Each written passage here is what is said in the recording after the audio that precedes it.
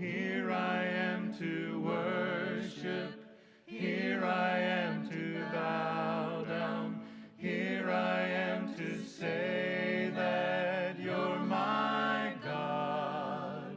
And you're altogether lovely, altogether worthy, altogether wonderful to me.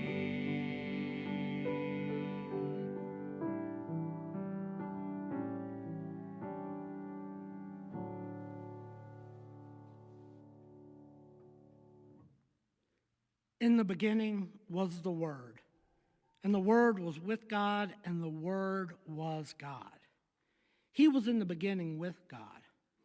All things came into being through him, and without him not one thing came into being. What has come into being in him was life, and the life was the light of all people. And the Word became flesh and lived among us. And we have seen his glory, the glory as of a Father's only Son, full of grace and truth.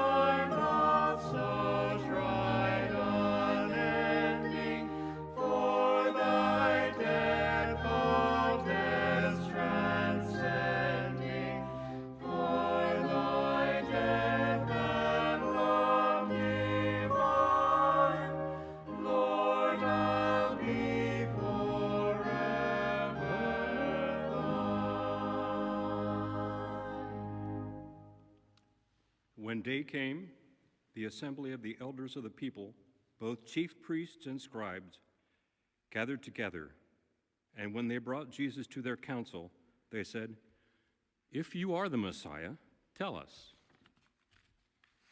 He replied, "If I tell you, you will not believe me, and if I question you, you will not answer. But from now on, the Son of Man will be seated at the right hand of the power of God." All of them asked, "Are you then the Son of God?" He said to them, "You say that I am." Then they said, "What further testimony do we need? We have heard it ourselves from his own lips."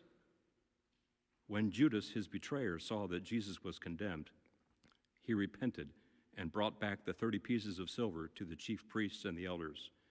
He said, "I have sinned by betraying innocent blood." But they said, "What is that to us? See to it yourself."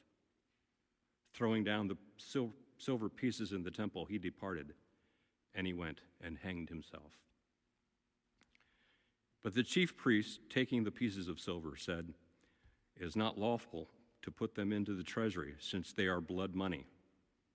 After conferring together, they used them to buy the potter's field as a place to bury foreigners. For this reason, that field has been called the field of blood to this day. Then was fulfilled what had been spoken through the prophet Jeremiah. And they took the 30 pieces of silver, the price of the one on whom a price had been set, on whom some of the people of Israel had set a price, and they gave them for the potter's field, as the Lord commanded me. Then they took Jesus from Caiaphas to Pilate's headquarters. It was early in the morning. They themselves did not enter the headquarters so as to avoid ritual defilement and to be able to eat the Passover. So Pilate went out to them and said, "What accusation do you bring against this man?" They answered, "If this man were not a criminal, we would not have handed him over to you." Pilate said to them, "Take him yourselves and judge him according to your law." The Jews replied, "We are not permitted to put anyone to death." This was to fulfill what Jesus had said when he indicated the kind of death he was to die. They began to accuse him, saying, "We found this man perverting our nation, forbidding us to pay taxes to the emperor, and saying that he himself is the Messiah, a king." Then Pilate entered the headquarters again, summoned Jesus, and asked him, "Are you king of the Jews?" Jesus answered, "Do you ask this on your own, or did others tell you about me?" Pilate replied, "I'm not a Jew, am I? Your own nation and the chief priests have handed you over to me. What have you done?" Jesus answered, "My kingdom is not of this world. If my kingdom were of this world, my followers would be fighting to keep me from being handed over to the Jews. But as it is, my kingdom is not from here." Pilate asked him, "So you are a king?"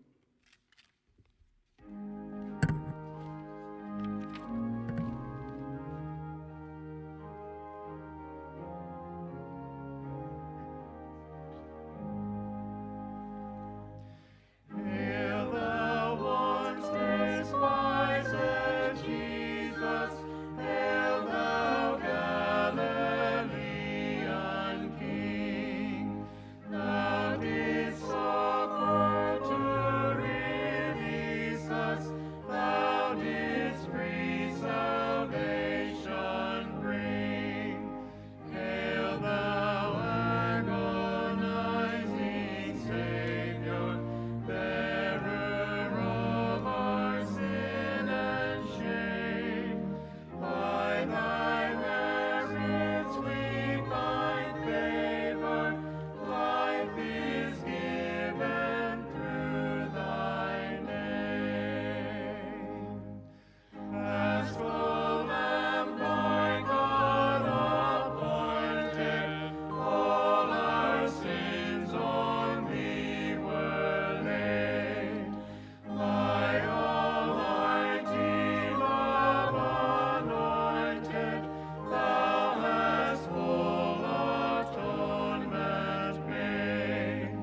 Every sin may be forgiven through the virtue of thy blood.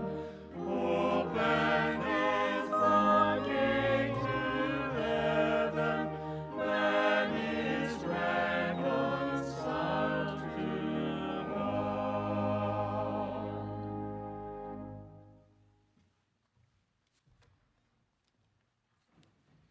Jesus answered, "You say that I am a king. For this I was born, and for this I came into the world, to testify to the truth. Everyone who belongs to the truth listens to my voice."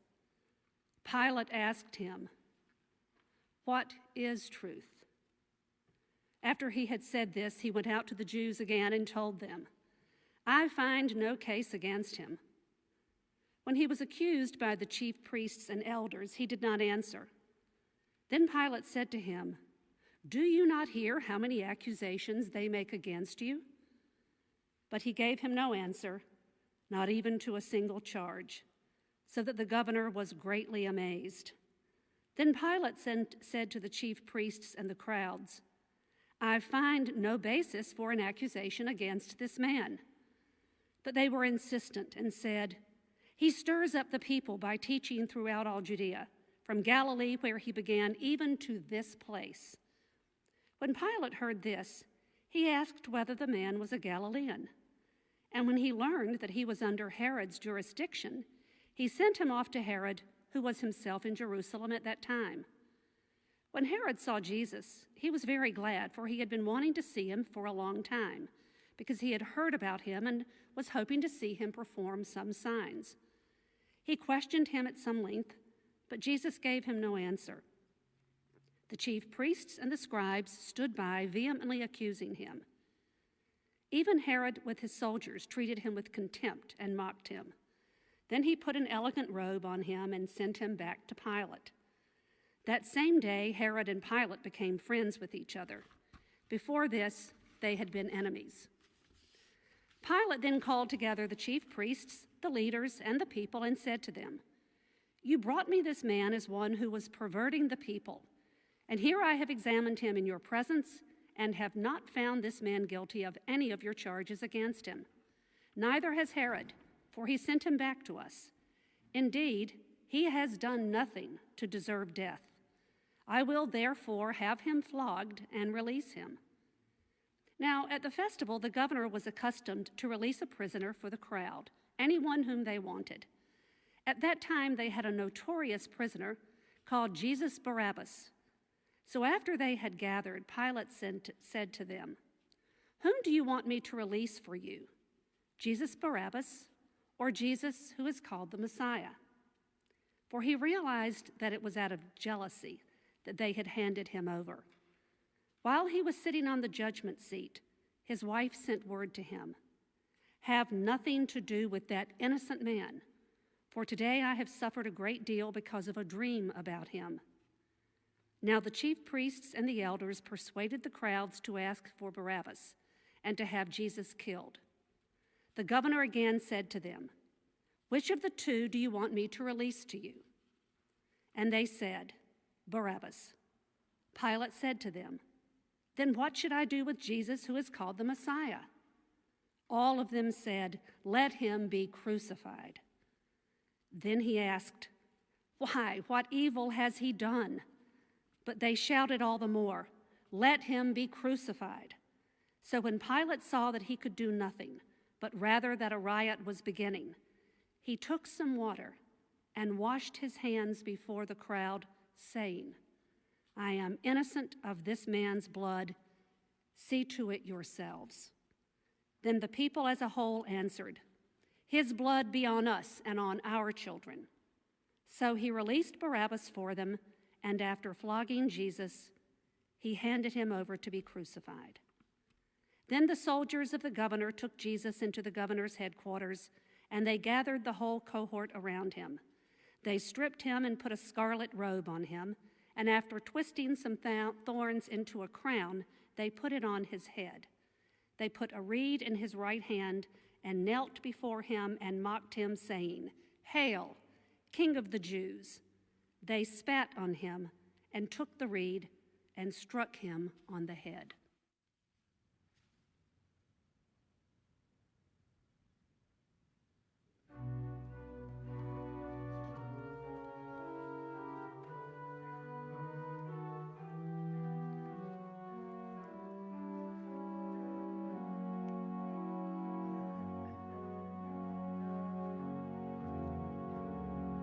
See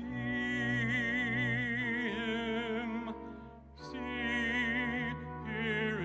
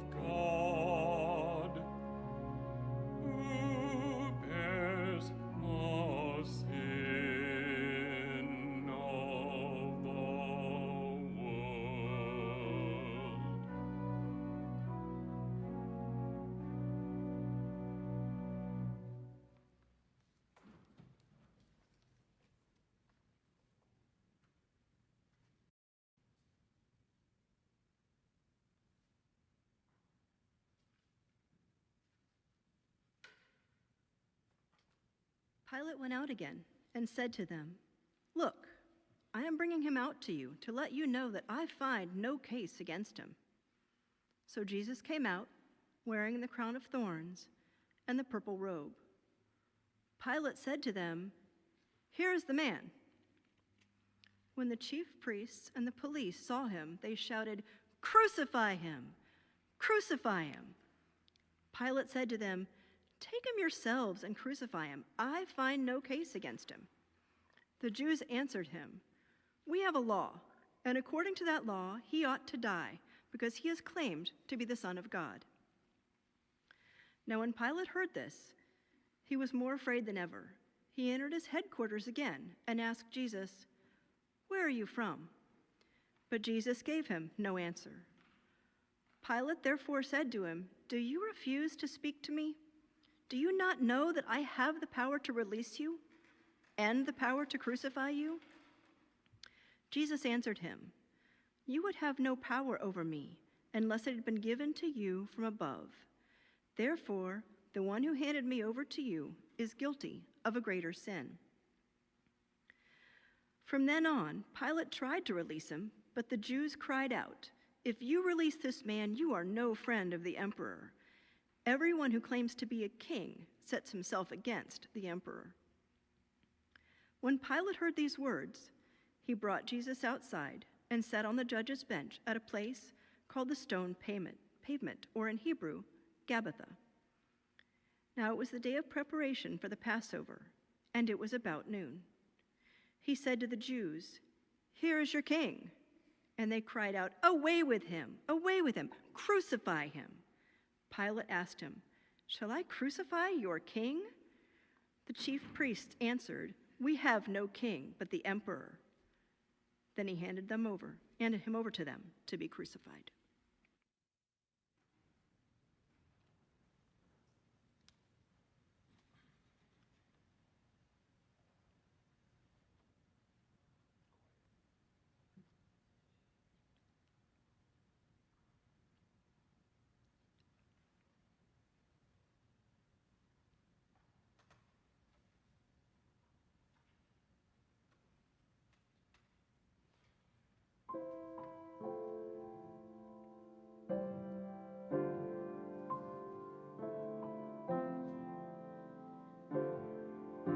Your only Son, no sin to hide, but you have sent him from your side to walk upon this guilty sod,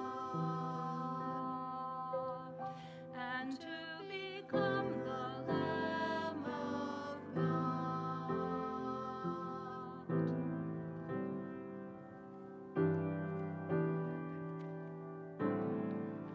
Your gift of love they crucified.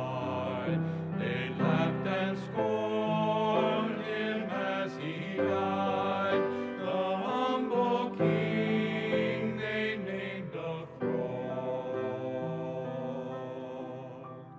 and sacrificed the Lamb of God. O Lamb of God, sweet Lamb of God, I love the holy Lamb of God.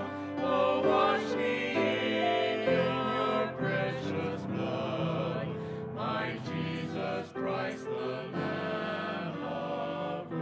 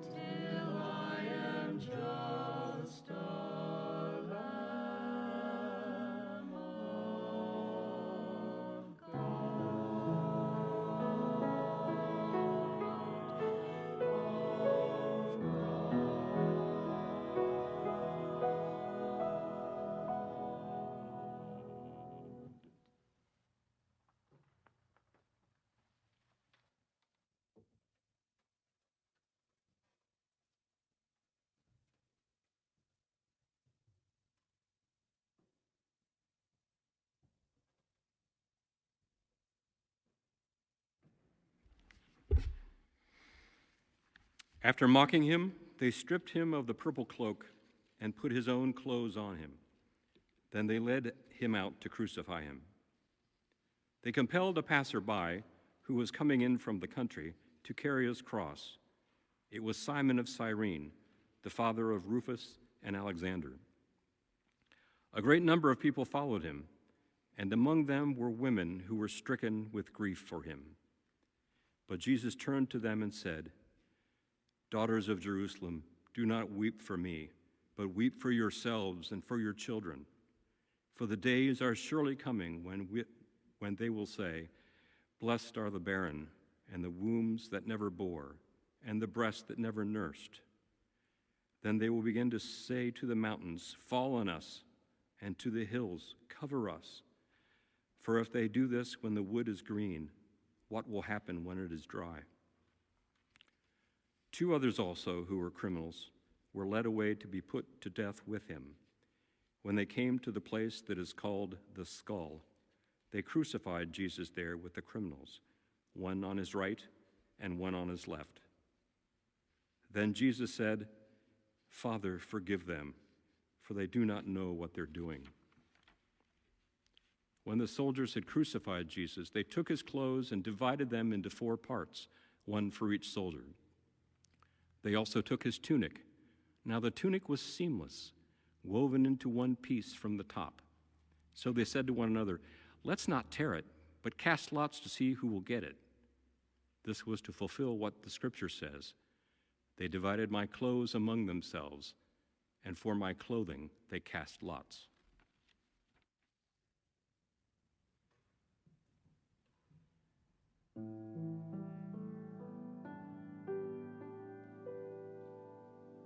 You loved me when I was so unlovely. You sought me when I was lost. You showed me how much you really love me when you bought me at the highest cost. There's no greater love than this. There's no greater love than this, that a man would give his life for a friend. There's no higher sacrifice than a man would give his life. You have paid a precious price for me.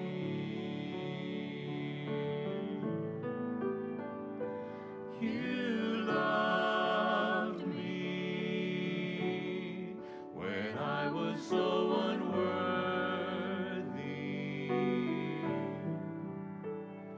You cleansed me with your own blood.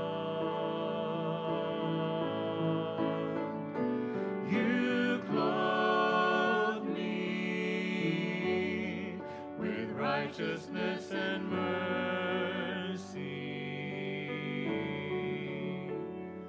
and you crowned me with your steadfast love. There's no greater love than this.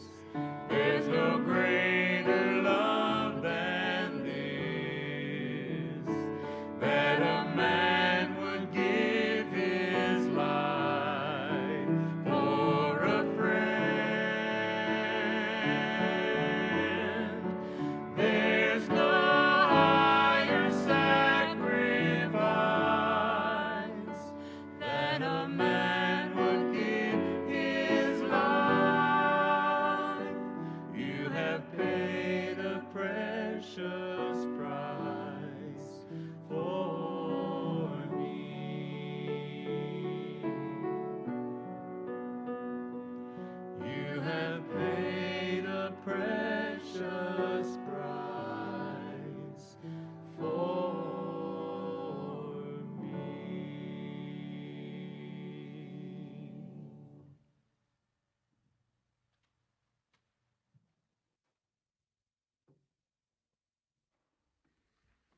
It was 9:00 in the morning when they crucified him.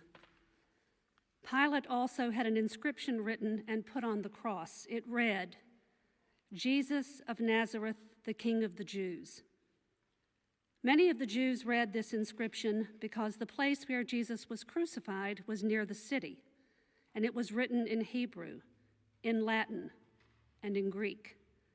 Then the chief priests of the Jews said to Pilate, "Do not write the King of the Jews, but this man said, 'I am the King of the Jews.'" Pilate answered, "What I have written, I have written." Those who passed by derided him, shaking their heads and saying, "You who would destroy the temple and build it in 3 days, save yourself. If you are the Son of God, come down from the cross." And the people stood by, watching.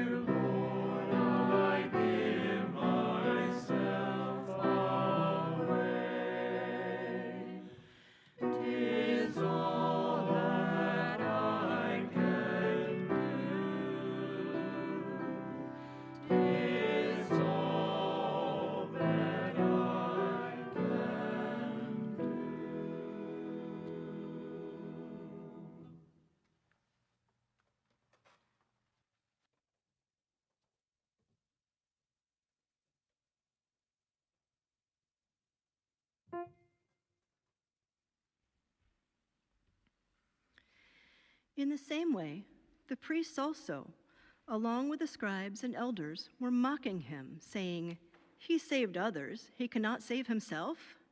He's the King of Israel. Let him come down from his cross now, and we will believe in him. He trusts in God. Let God deliver him now, if he wants to. For he said, 'I am God's son.'" The bandits who were crucified with him also taunted him in the same way. One of the criminals who were hanged there kept deriding him and saying, "Are you not the Messiah? Save yourself and us." But the other rebuked him, saying, "Do you not fear God, since you are under the same sentence of condemnation? And if we indeed have been condemned justly, for we are getting what we deserve for our deeds, but this man has done nothing wrong." Then he said, "Jesus, Remember me when you come into your kingdom."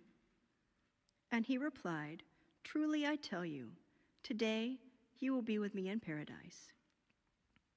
Meanwhile, standing near the cross of Jesus were his mother and his mother's sister, Mary, the wife of Clopas, and Mary Magdalene. When Jesus saw his mother and the disciple whom he loved standing beside her, he said to his mother, "Woman, here is your son." And then he said to the disciple, "Here is your mother." And from that hour, the disciple took her into his own home.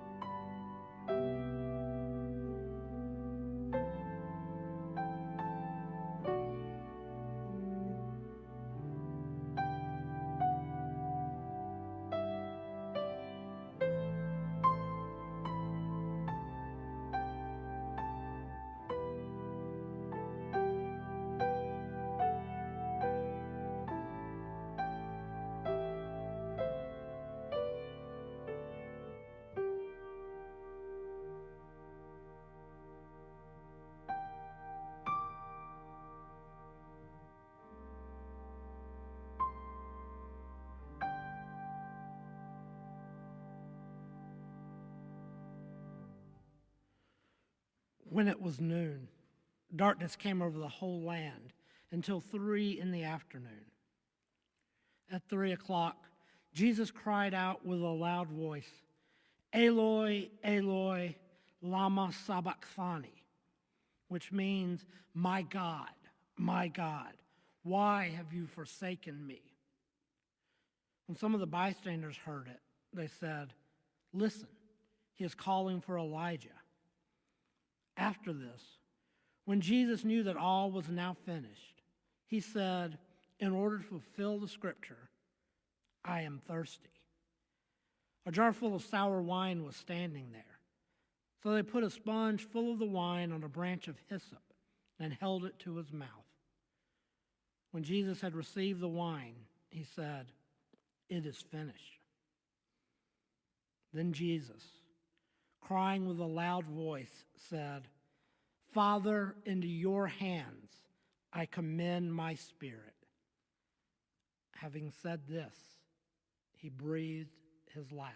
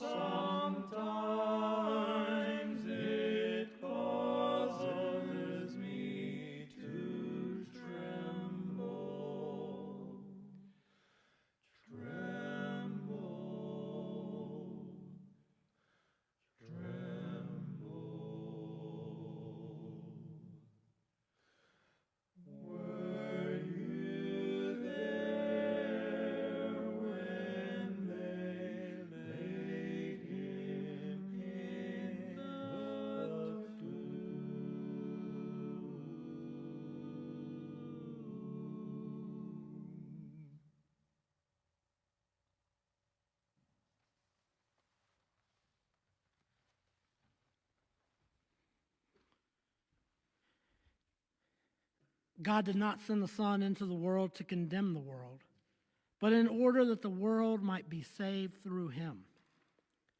Those who believe in him are not condemned, but those who do not believe are condemned already, because they have not believed in the name of the only Son of God. And this is the judgment, that the light has come into the world, and people love darkness rather than light, because their deeds were evil. For all who do evil hate the light and do not come to the light, so that their deeds may not be exposed. But those who do what is true come to the light, so that it may be clearly seen that their deeds have been done in God. The light shines in the darkness, and the darkness has not overcome it.